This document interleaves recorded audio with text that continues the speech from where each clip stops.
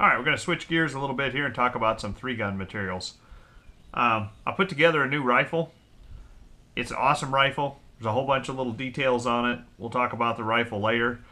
The problem I got a brand new rifle for 2014. Weighs about 2.5 pounds less than what the old rifle did.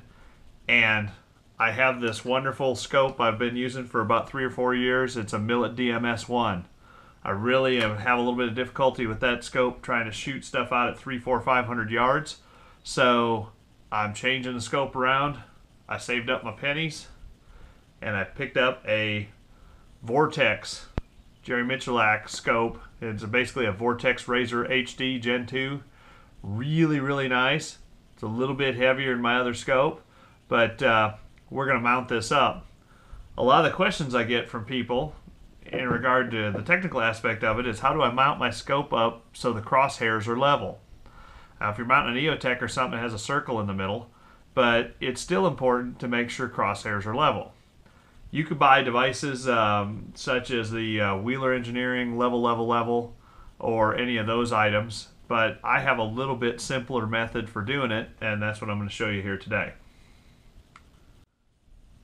Okay, starting the process out. First thing I'm going to do, I'm going to take the old scope and mount off of the firearm.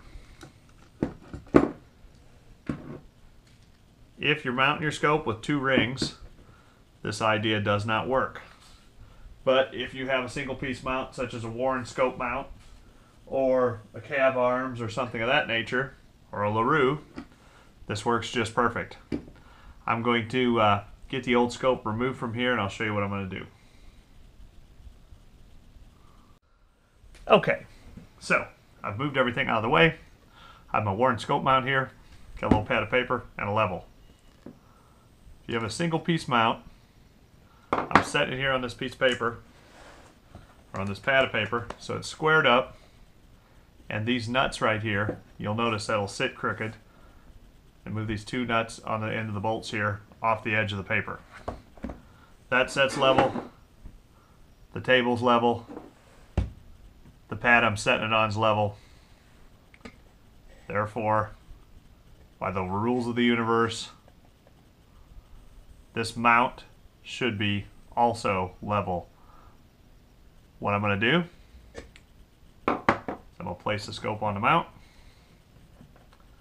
I know the mount's level, so therefore, when I put the level on the top of this scope, all I have to do is turn it until the bubbles are adjusted and zeroed out and level, and my crosshairs should be level. One quick note about these scope mounts, or any scope mount, make sure when you're tightening these screws here, you tighten them to the correct torque specifications. In the case of a Warren mount, you can get one of these handy little tools. This is a T15 torque wrench, essentially, that Warren sells. It's set to the exact inch pounds that are required for the Warren scope mounts. It's a pretty cool little tool. I won it off prize table for getting like 175th place or something at a 3-gun match one time. Didn't get much. This, an oil, a koozie, and this little wrench, but I've used this thing more times than I can count. It's a great little wrench.